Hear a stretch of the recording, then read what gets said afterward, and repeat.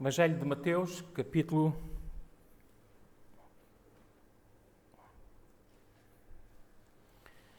9.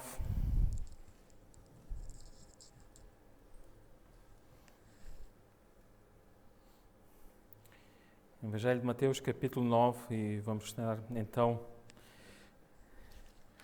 no texto da semana passada, versos 35 a 38.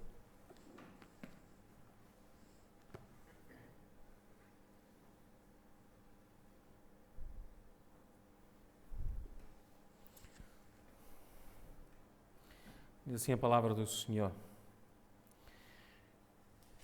Jesus percorria todas as cidades e povoados, ensinando nas sinagogas, pregando o Evangelho do Reino e curando todo o tipo de doenças e enfermidades. Vendo as multidões, compadeceu-se delas porque andavam tribuladas e abatidas, como ovelhas que não têm pastor. Então disse a seus discípulos: na verdade a colheita é grande, mas os trabalhadores são poucos. Rogai ao Senhor da colheita que mande trabalhadores para a sua colheita. Até aqui a palavra do nosso Deus. Esta manhã fomos desafiados a lembrar o Evangelho, a comunicação do Evangelho. A fé vem pelo ouvir a palavra de Cristo, o Evangelho de Cristo. Evangelho esse que aqui em Mateus é conhecido como o Evangelho do Reino, não é? É interessante nós nos apercebermos que várias são as terminologias dadas em relação ao Evangelho. O Evangelho de Deus, o Evangelho do Reino, o Evangelho de Cristo, o Evangelho de Jesus, o meu Evangelho, o apóstolo Paulo. Já falámos sobre esse assunto, da maneira como ele dele falar desta maneira, porque ele estava agarrado por absoluto a Cristo Jesus. Não mais ele vivia, mas Cristo vivia nele. Por isso ele poder dizer estas palavras.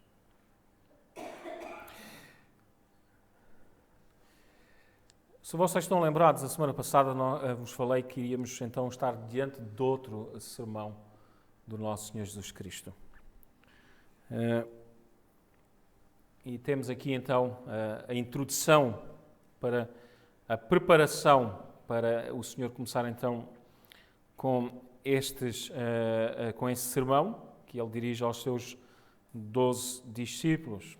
Lembrem-se, lá em Mateus capítulo 5, é-nos lembrado também isso mesmo, não é? No verso 1, quando viu as multidões, Jesus subiu ao monte, havendo-se sentado, seus discípulos se aproximaram e ele começou a ensinar-lhes, dizendo, vejam, este envolvimento que o Senhor Jesus Cristo tinha com os seus discípulos.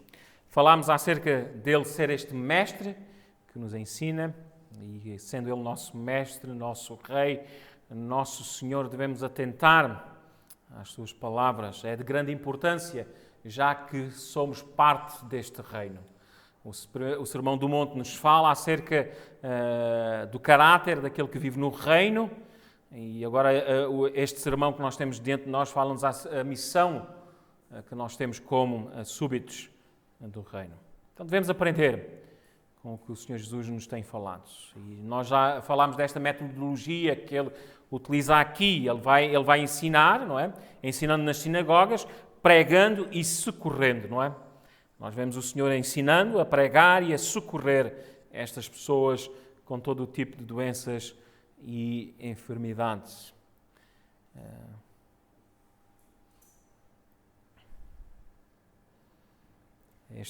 Esta é a mensagem do Evangelho.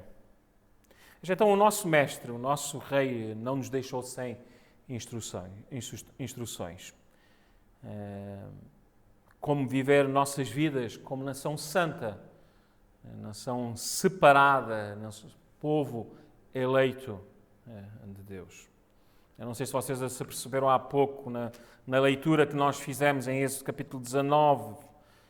Somos lembrados de sermos esta propriedade exclusiva de Deus. Lá em Êxodo 19, no verso 5, as mesmas palavras o apóstolo Pedro utiliza na primeira epístola, não é? Nos versos 9 e 10 do capítulo 2. O verso 5 aqui de Êxodo 19 diz: agora, portanto, se ouvires atentamente à minha voz e guardares a minha aliança, sereis minha propriedade exclusiva dentre de todos os povos. Porque toda a terra é minha, mas vós sereis para mim reino de sacerdotes e nação quem? Santa. Então não esqueçam disso. Somos nação santa, somos parte do reino de Deus. Deus nos salvou, nos tomou para fazermos agora parte desta realidade. O Senhor então não deixa nada por dizer.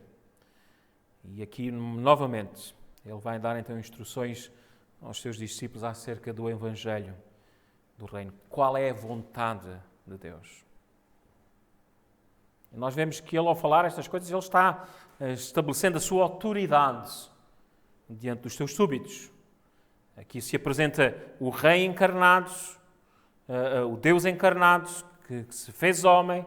Lemos há pouco lá em Isaías, capítulo 9, verso 6, este menino, que é o príncipe da paz, que é o Pai da eternidade, que é Deus forte. Então está aqui, vejam, diante do Criador. O Criador, Ele vem, Ele traz salvação, Ele estabelece o seu reino, e há uma vontade do Rei. E essa vontade tem que ser ouvida e obedecida. Então, estas pregações, elas declaram a autoridade e o senhorio do nosso Senhor Jesus Cristo.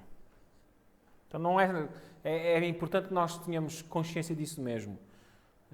Ele não queria somente que eles ouvissem estas palavras. Vocês estão a ver? Não era essa a intenção do Senhor Jesus Cristo. Olha, estou aqui e tem a ouvir as minhas palavras. E é assim como um filósofo grego que se apresentava numa praça, dizendo as suas palavras e os seus pensamentos. E depois aplaudiam. E nada mais passava dali. Mas não. Aqui está o Rei, aqui está o Senhor. E Ele está falando algo para que eles possam ouvir e possam praticar. Então vejam, estas palavras são deixadas a nós também. Nós que somos discípulos de Jesus Cristo. E o Criador dá-nos instruções. Nós que vivemos neste mundo decaído. Então devemos dar ouvidos a Jesus. E dar ouvidos a Jesus é ter vida.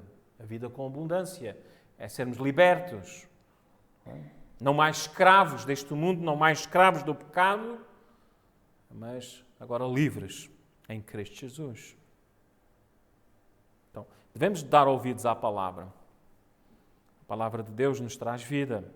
Jesus é essa vida.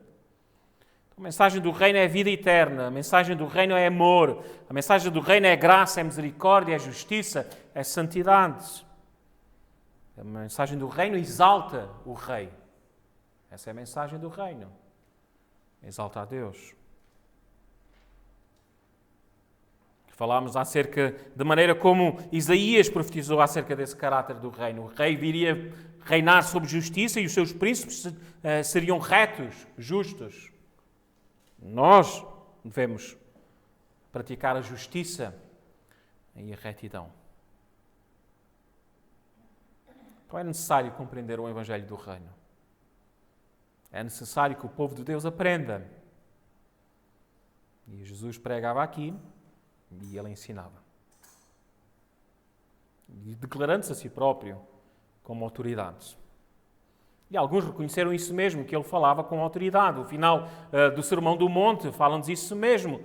Pois ele as ensinava, vejam o verso 28 do capítulo 7, ao concluir Jesus disse, ao concluir esse discurso, as multidões estavam maravilhadas com o seu ensino.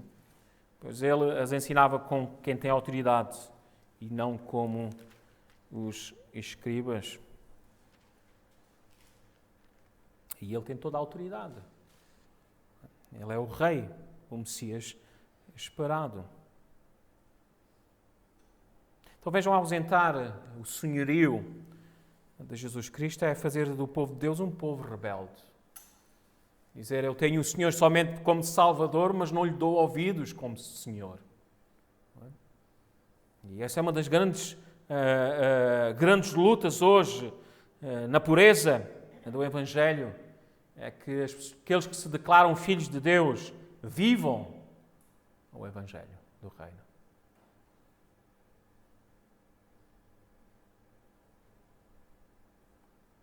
Jesus é Senhor. É Ele que nós seguimos. Então, nesta sociedade pervertida, bajuladora, porque é uma sociedade pervertida e bajuladora, há um reino dominante. Este reino diabólico de líderes corruptos, de líderes depravados. Nós rejeitamos a blasfémia dos reis deste mundo, pois servimos a quem? Ao Rei da Glória. Existe outra autoridade que é acima de qualquer homem.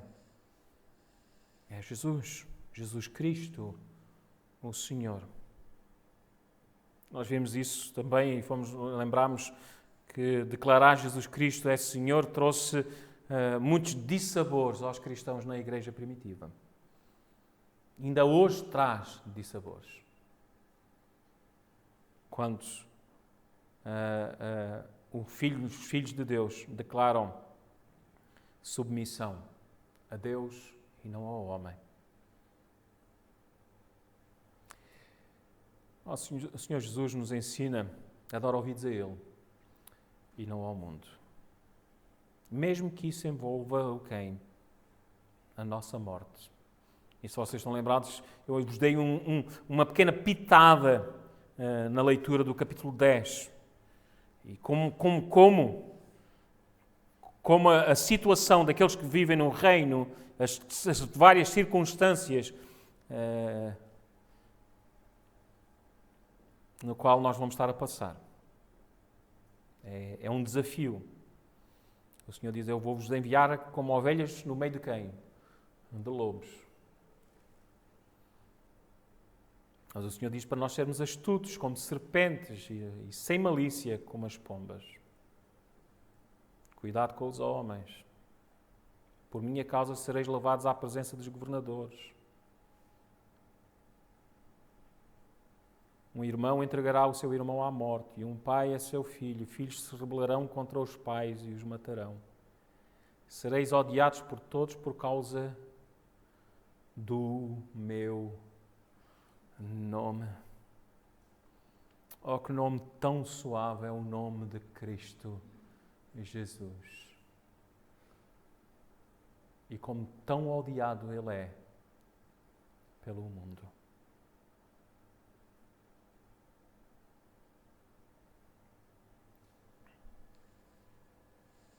O mundo pode o odiar, mas nós hoje, salvos por Cristo, para nós as suas palavras são como mel, doces, são palavras da vida eterna. Para onde iremos nós? Então, chamados aqui a viver este Evangelho do Reino, nossas esperanças se firmam neste Evangelho. As nossas esperanças se firmam no Rei. A igreja de hoje, ela precisa de ensinar, ela precisa de pregar o Evangelho do Reino.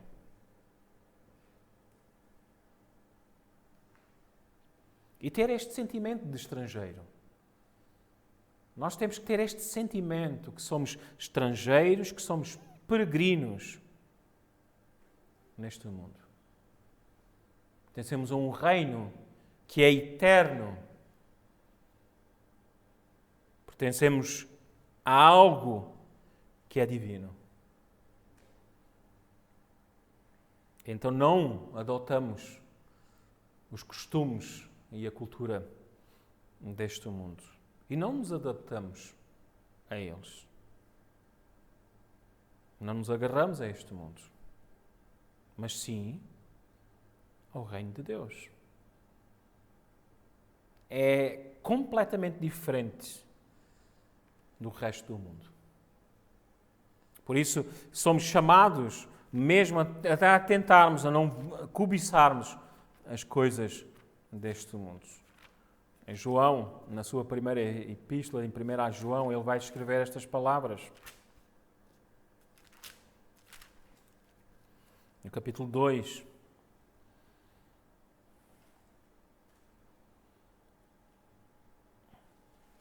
Não ameis o mundo, verso 15, nem o que nele há.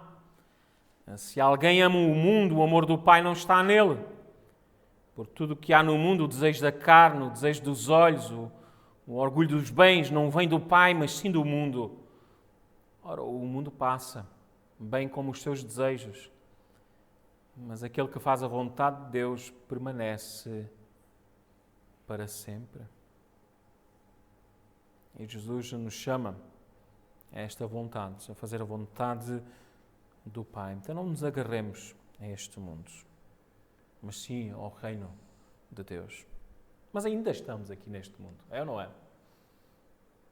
Então como é que eu devo viver neste mundo?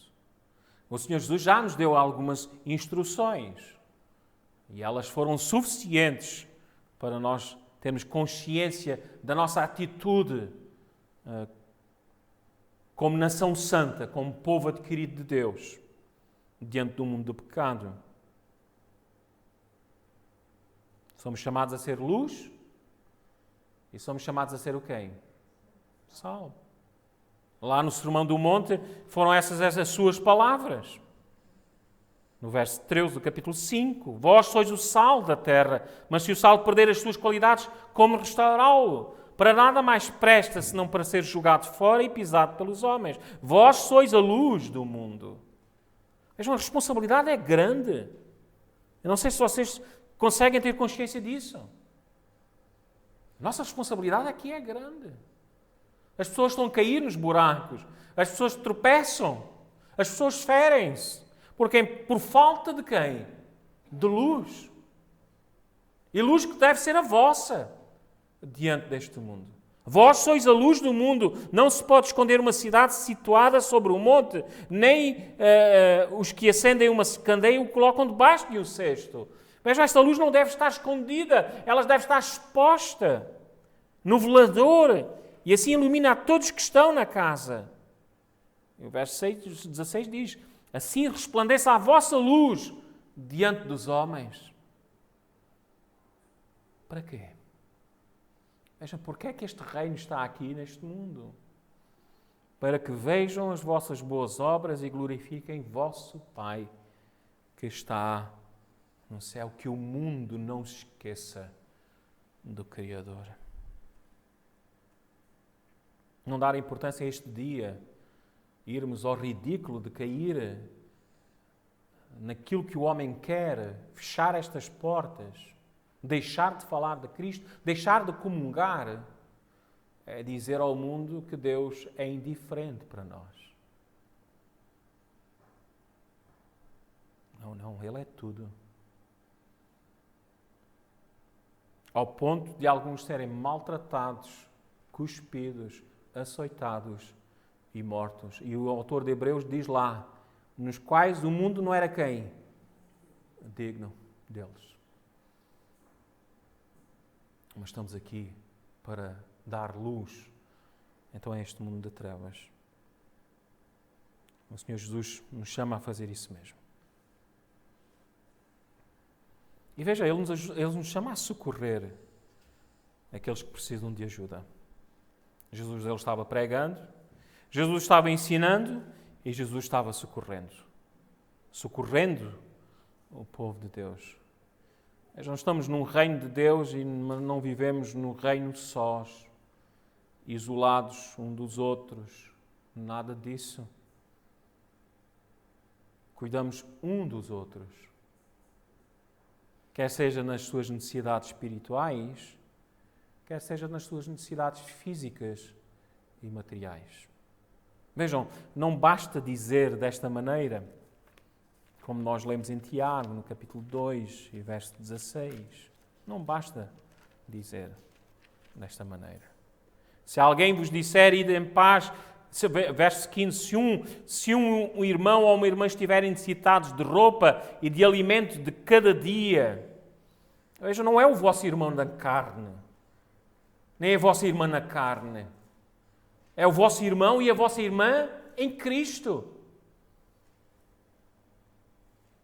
Se um irmão ou uma irmã estiverem necessitados de roupa e de alimento de cada dia, e alguns de vós lhe disserem, ide em paz, aquecei-vos e saciai-vos, e não lhe derdes as coisas necessárias para o corpo, que vantagem há nisso?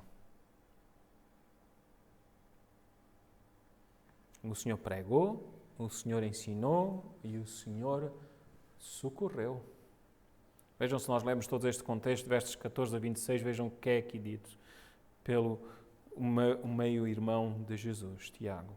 Meus irmãos, que vantagem há se alguém te disser que tem fé e não tiver obras? Essa fé poderá salvá-lo? Se um irmão ou uma irmã estiverem necessitados de roupa e de alimento de cada dia, e algum de vós lhe disser, ide em paz, aquecei-vos e saciai-vos, e não lhe derdes as coisas necessárias para o corpo, que vantagem é nisso? Assim também a fé por si mesmo é morta se não tiver obras. Mas alguém dirá, tu tens a fé e eu tenho as obras. Mostra-me a tua fé sem obras e eu te mostrarei a minha fé por meio de minhas obras. Agora parece que vem aqui algo que não faz sentido estar aqui neste contexto. Mas faz todo o sentido. Vejam, porque estamos aqui diante de uma pessoa que se declara filho de Deus, não é? Que tem fé. Eu tenho fé. O que interessa é ter fé. Mas se a tua fé é sem obras, se a tua fé é sem Cristo, se a tua fé é sem o Evangelho do Reino, a tua fé é igual ao de quem? É o dos demónios. Estão a ver? O verso 19 vem em seguir. Vês? Crês que Deus é um só? Vês? Porquê? Porque é que Ele vai buscar isto? Dizes que tens fé? Crês em Deus? Tudo bem. Fazes bem. Pois os demónios também creem e estremecem. Mas vocês pensam que os demónios estão a fazer bem, atos de boas obras? Não estão. Mas ao homem insensato que quer ser convencido de que a fé sem obras é inútil. Não foi pelas obras que o nosso pai Abraão foi justificado quando ofereceu sobre o altar seu filho Isaque, a vez que a fé cooperou com as suas obras, e pelas obras a fé foi aperfeiçoada. O Senhor Jesus utilizou o termo, pelos seus frutos de quem? Os conhecereis. Seus frutos. Veja, não é com a Bíblia debaixo do braço. Não é dizer os versículos decorados. Não é fazer orações como os fariseus. É fazer o que Cristo fez. Socorrer. Agir, viver. O Evangelho do Reino. Assim se cumpre a Escritura que diz, Abraão creu em Deus e isso lhe foi atribuído como justiça. E ele foi chamado amigo de Deus. Ver então que o homem é justificado pelas obras e não somente pela fé. A fé traz nova vida. De igual modo, a prostituta Rabi não foi também justificada pelas obras quando acolheu os espias e os fez sair por outros caminhos? Por outro caminho? Pois assim como o corpo sem o espírito está morto, também a fé sem as obras está morta. Não há fé sem obras. Fé sem obras está morta. Quer dizer o quê? Que não é fé nenhuma. Simplesmente isso. Então façamos o bem a todos. E a palavra do Senhor diz principalmente aos da casa, não é? As casas de Deus. Vamos aprender então com o Mestre, não é? O nosso Senhor Jesus Cristo. Olhamos então para o verso 36. Nós já nos alongamos um pouco nos versos anteriores, a semana passada. Verso 35. E o verso 36, então, agora se nos leva então a este assunto que depois vai impelir o Senhor Jesus a deixar este sermão no capítulo 10. Vendo as multidões, compadeceu-se delas, porque andavam atribuladas e abatidas, como ovelhas que não têm pastor. Vejam, o ponto principal aqui é não deixarmos de quem? De olhar para o mundo. Vejam a atenção do nosso Senhor Jesus Cristo. Vejam, o Senhor Jesus Cristo nunca ficou indiferente com as pessoas. Vejam, Ele se compadeceu.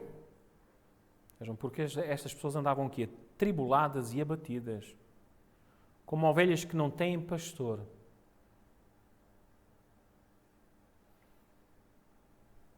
O Senhor ficou triste, comovido.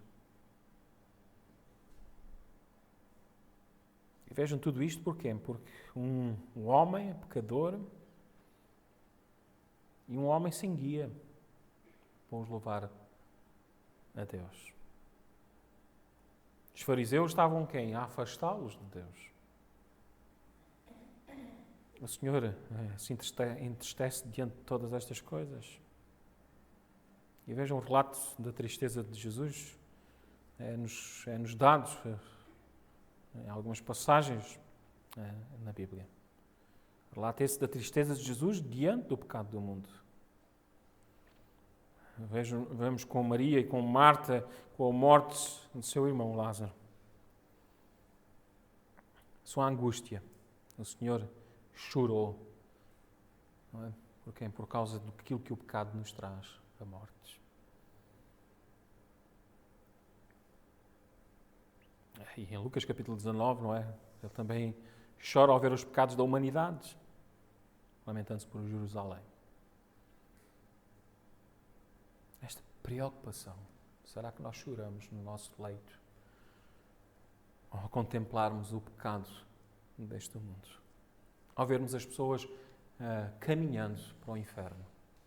E essas pessoas são vossos irmãos na carne.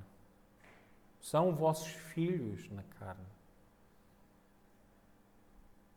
São vossos parentes, são vossos amigos, são vossos colegas de trabalho. E às vezes somos tão livianos com eles, não damos qualquer atenção às suas vidas. Para alguns, trazê-los ao Evangelho é fazer aquilo que eles dizem. Não vou tentar, de maneira alguma, os ferir. Vou viver como os pais do mundo vivem. Vou-lhes dar aquilo que os pais do mundo lhes dão. Oh, como era necessário que todos nós passássemos apenas uns segundos no inferno. Apenas uns segundos.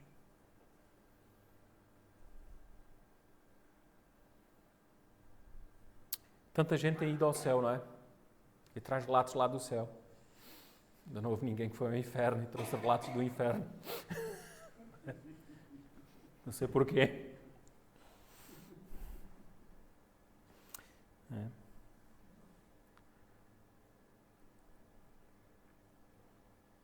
O homem precisa de saber.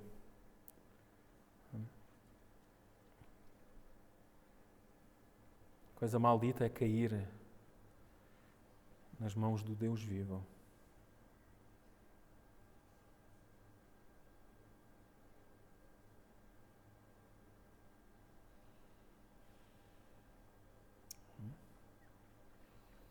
Mas à frente, no sermão, o Senhor vai dizer: no verso 28, do capítulo 10. E não temais os que matam o corpo e não podem matar a alma, pelo contrário, temei aquele que pode destruir no inferno tanto a alma como o corpo. Vão ser odiados, vamos ser odiados por causa do nome de Cristo. Mas aquele que preservar até ao fim, será quem? Salvo. E preservar em que situações? Em que circunstâncias? Um irmão entregará o seu irmão à morte, e um pai o seu filho, e os filhos se rebelarão contra os pais e os matarão. Meus irmãos, nós temos testemunhos e temos visto isso nas nossas reuniões de oração de homens e mulheres que abraçaram a fé cristã e os seus familiares deixaram de quem? De falar com eles. Não só de falar, que os rejeitaram por completo. Estás tu ao ponto de sofreres e seres odiado desta maneira. Não penses que estás acima de Cristo, como nós iremos ver no sermão. O discípulo não está acima do seu mestre, nem o servo acima do seu senhor.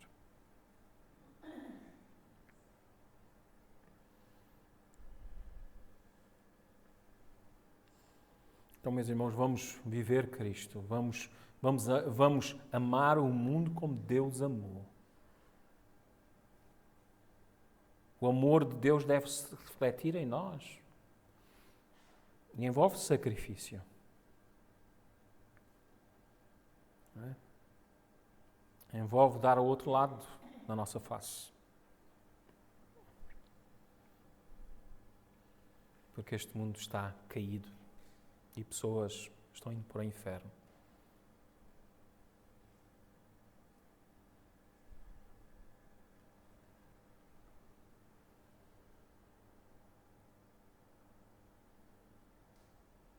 Então não deixemos de amar o mundo que Deus amou. Mas já sabem o que é amar. É falar, é dar testemunho. Não é aquilo que nós lemos lá em 1 João, que nos é dito porque não devemos amar o mundo. Os seus atos, a sua maneira de viver.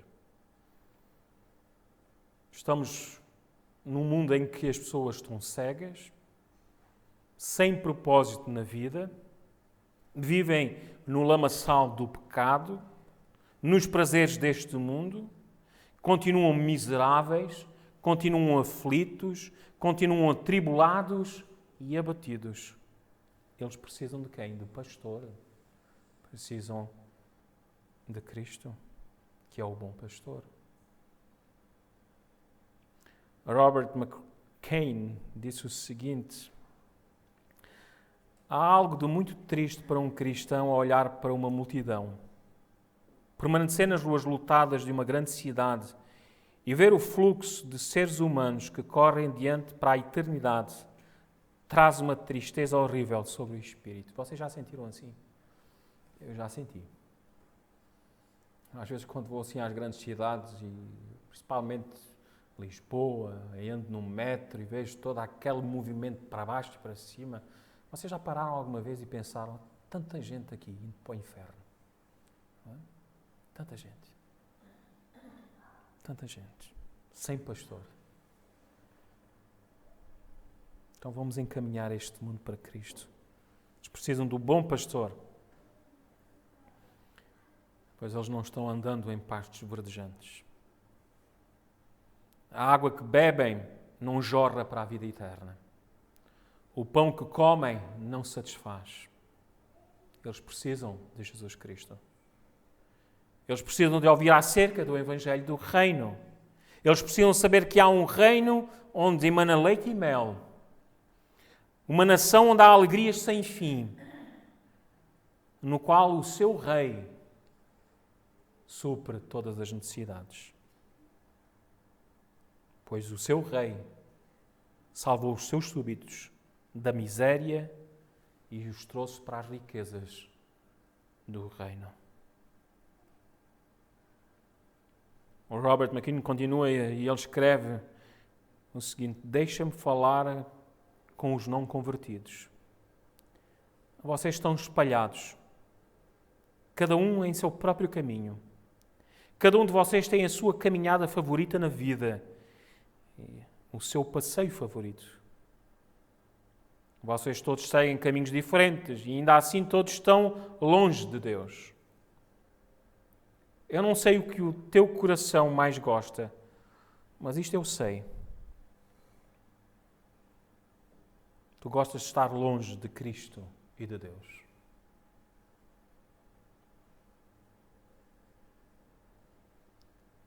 O olhar de Cristo está sobre todos vocês.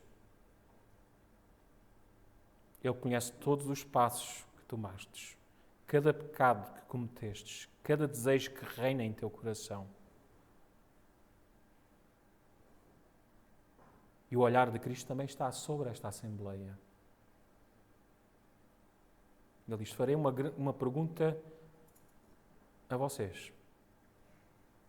O que é que tu sentes quando Jesus olha para ti? Alguns dirão raiva, alguns dirão vingança. O que é que a Bíblia diz?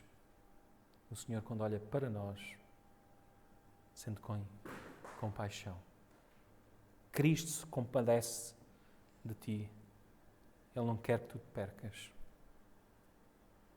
Oh, a eterna compaixão de Jesus! Ele muito gostaria de reunir-te a ti, como a galinha ajunta os seus pintainhos, mas tu não queres. Meus irmãos, o mundo precisa de ouvir acerca de Jesus Cristo. Oremos.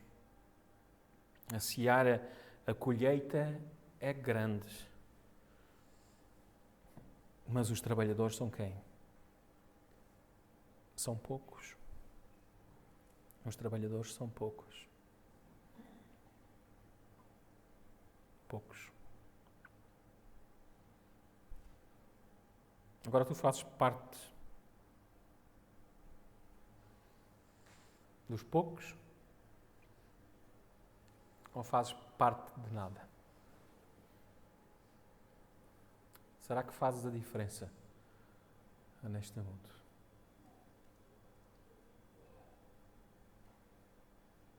A tua oração pode ser muito bem como aquilo que nós vimos lá em Tiago. Um filho que está vivendo na impiedade e no pecado. Um pai que não conhece a Cristo. Uma esposa que está nos caminhos para o inferno. Um marido que está no fundo do poço. E a tua atitude para com eles é esta: vai em paz. Eu estou orando por eles. Mas quando Deus nos dá uma oportunidade para falarmos, não falamos.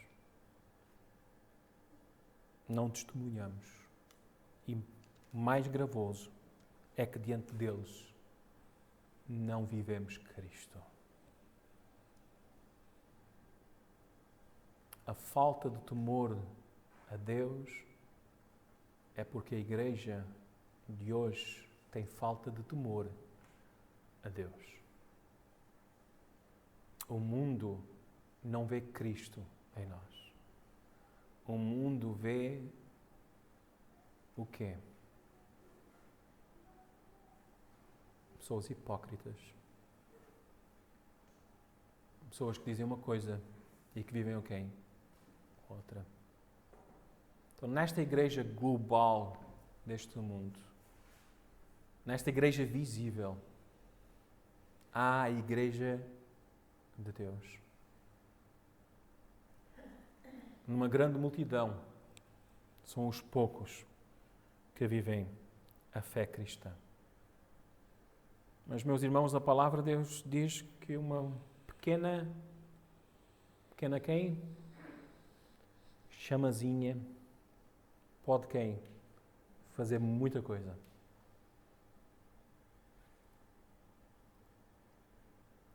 Oremos e vamos à luta. Falemos de Cristo. Tenhamos compaixão do mundo. Quando vier a ceifa, quando o Senhor vier buscar e levantar este trigo, lembrem-se, há lá joio. Sejas povo de Deus, sejas família de Deus, pelos seus frutos os conhecereis.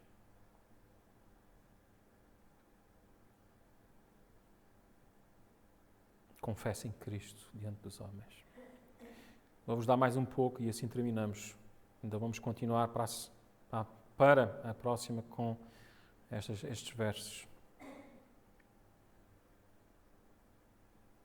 O próximo ponto será orar para que Deus mande trabalhadores. E vejam, não são trabalhadores desqualificados. São especialistas. Vocês estão a ver? Amantes de Cristo. Sejamos amantes do Senhor Jesus, vivamos Jesus. Verso 33 do capítulo 10. Mas aquele que me negar diante dos homens, eu também o negarei diante de meu Pai, que está no céu. Não penseis que vim trazer paz à terra. Não vim trazer paz, mas espada. Porque vim causar hostilidade entre o homem e seu pai, entre a filha e a mãe, entre a nora e a sogra. Assim, os inimigos do homem serão os da sua própria família. Quem ama seu pai ou sua mãe mais do que a mim, não é digno de mim. E quem ama seu filho ou sua filha mais do que a mim, não é digno de mim. E quem não toma a sua cruz e não me segue, não é digno de mim. Quem achar a sua vida, irá perdê-la. E quem perder a sua vida por causa de mim, a achará. E ficamos por aqui. É um desafio. Vocês já viram o que é que nós temos diante de nós neste capítulo 10? Hã? Vai ser um desafio. Ele vai nos quebrar, o Senhor Jesus, a um ponto de nos tirar a afeição, não é? Primária às coisas deste mundo. E coisas deste mundo podem ser pai, mãe, filho e filha. Por isso é que Deus é um Deus quem? Zeloso. Toda a atenção deve ser dada a quem? A Ele. Foi para isso que fomos criados. Para a glória de Deus. É triste um filho nos rejeitar? É. Um pai a rejeitar o filho? É triste. Por causa da fé. É triste ser perseguido por causa de Cristo? Não. Os apóstolos, os discípulos, se alegraram por sofrer em nome de Cristo. E o Sermão do Monte, logo lá no princípio, no final das bem-aventuranças, diz: alegrai-vos, bem-aventurados sois, bem-aventurados os perseguidos por causa da justiça, pois deles é quem? O reino do céu. Fazem parte do reino. Bem-aventurados sois quando vos insultarem, perseguirem, mentindo, disserem todo o mal contra vós por minha causa. E vejam, isto não é insultarem quando nós estamos a quem? Apenas a falar. É nos insultarem quando nós estamos a quem? A viver. Quando Cristo é evidenciado em nós. Vamos terminar a oração.